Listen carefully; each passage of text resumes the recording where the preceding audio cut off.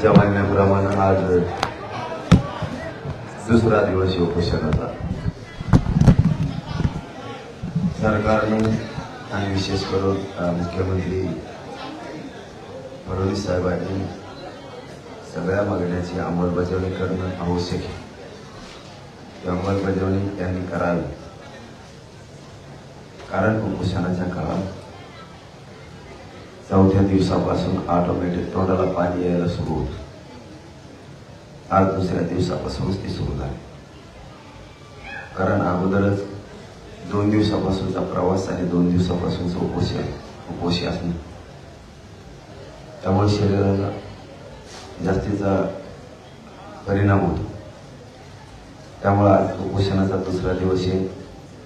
सरकारला आमचं सांगणं आहे, मागण्याची अंमलबजावणी तात्काळ करा. गोरगरीब मराठ्यांना सन्मान द्या, त्यांचा अपमान करू नका. आम्ही तुमचे काही मंत्री म्हणते आम्ही एकाचं काढून एकाला देऊ शकत नाही. आम्ही त्यांचं काढून आम्हाला द्या म्हणत नाही. तुम्ही गैरसमज पसरू नका. महाराष्ट्रात आमचं हे ते आम्हाला द्या म्हणतोय. त्यांचं काढून घेणं म्हणजे काय? ओबीसीला उदाहरणार्थ 32% आरक्षण आहे,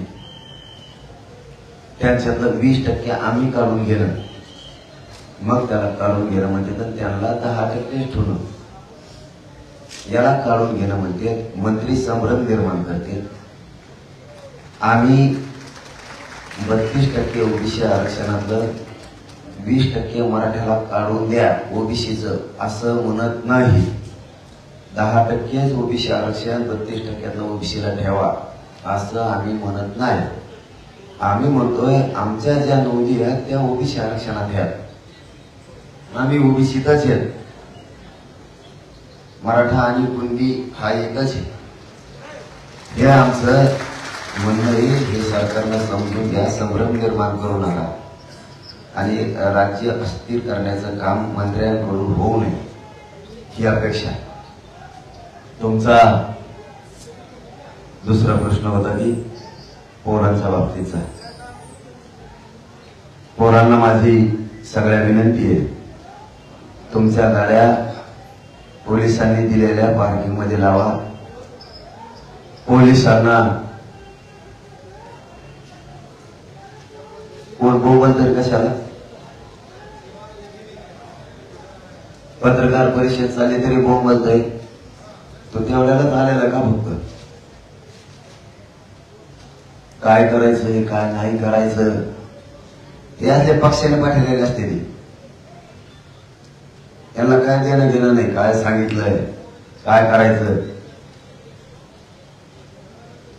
माणसं बोलत असले तरी पण त्यांनी काय सांगितलं हे ऐकून लोकांना सांगायचं नाही. फक्त तिथं जाऊन आरडायचं. यांनी का मुंबई बघितलेली नसती. ह्या ते पक्षाचे चमचे असते ते. आणि या त्या चमच्या अवलादीमुळं आपल्या गोरगरिबांच्या भविष्यावर अडचण येते. कारण यांना कधी समाज बाप नाही वाटला. यांना नेतेच बाप वाटले हमेशा. म्हणून आमच्यासारख्या 7 करोड गरीब मराठ्यांचं वाटलं झालं. आम्हाला आरक्षण पाहिजे, राजकारण नाही करायचं. आणि मुख्यमंत्र्याला नेमकं राजकारण करायचे, आरक्षण द्यायचं नाही. ज्या ज्या स्पॉटवर पोर असतील त्यांना विनंती आहे, संयम धरा. वाट बघू आपण. शांत राहा. आपण वाट बघू. रस्ते तुम्ही रस्त्याला गाड्या लावण्याऐवजी त्यांनी सरकारनं आणि पोलिसांनी दिलेल्या मैदानावर लावा. माझी विनंती आहे तुम्हाला. आता सगळ्या मुंबईत मराठी झाले. कारण मुंबईत त्यांनी बघून येऊ नये का? ते काही वाईट करणार नाही. शब्द आहे माझा. आणि पोरांना सांगणं आहे अजिबात वाईट करायचं नाही. आता सगळ्या मुंबईत मराठी पसरले. फक्त वाहन सुरक्षित लावा. पोरांना माझं सांगणं आहे. मला वाटतं त्या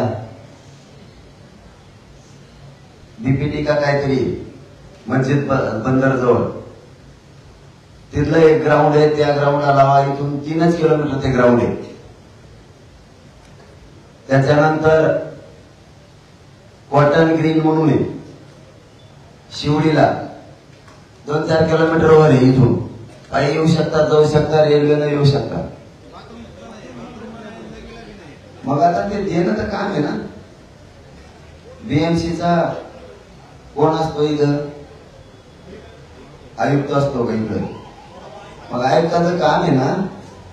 पोरं वैतागले बीएमसीच्या आणि महानगरपालिकेच्या. आणि पुढं बीएमसी महानगरपालिका एकच असं सीएसटी. बीएमसीच्या समोरचे आणि सीएसटीच्या समोरच्या पोरांना विनंती आहे, शांततेने घ्या, नका मिळू देऊ. तुम्हाला जेवायला मिळालं नाही, तुम्हाला पाणी मिळू द्या नाही मुख्यमंत्री. कारण प्रशासक बसलेला असणार आहे सध्या, त्याच्यामुळे कंट्रोल सगळा मुख्यमंत्र्याचा असणार आहे. हा मग आता आम्ही शांततेचा मार्गाने चालणार आहे. आणि सरकार म्हणजे थोडक्यात देवेंद्र फडणवीस म्हणजे लोकांच्या भावनेवर वेदनेवर मीठ सोडणारा माणूस. त्याला लोकांचं जितकं वाटलं होईल तितकं तो बघणारा माणूस. हो ना. त्यांच्या संग हिंडल सगळ्या देवदेव गणपतीचं दर्शन घेत्या. कोण केंद्रीय मंत्री आला दिल्लीवर त्यांच्यासोबत हिंडल. मराठ्याच्या मागण्याकडे वेळ नाहीये लक्ष द्यायला. मग यालाच म्हणते महाराष्ट्र देवेंद्र फडणवीसला अस्थिर करायचा, पोलिसांना लाठीचार्ज करायला लावायचा. आणि मग त्यांना गणपती नाही दिसत, मग त्यांना हिंदुत्व नाही दिसत, मग देवदेवता नाही दिसत. त्यांना वातावरण फक्त दूषित करायचं हे त्यांचं काम आहे. हे त्यांचं काम आहे देवेंद्र फडणवीसांचं. बघू. पोरांनी शांत राहा. इकडे आझाद मैदानाकडे या. तिकडचा त्या बीएमसीचा सीएसटीचा रस्ता मोकळा करा आझाद मैदानाकडे आणि गाड्या सुरक्षित लावा. धन्यवाद.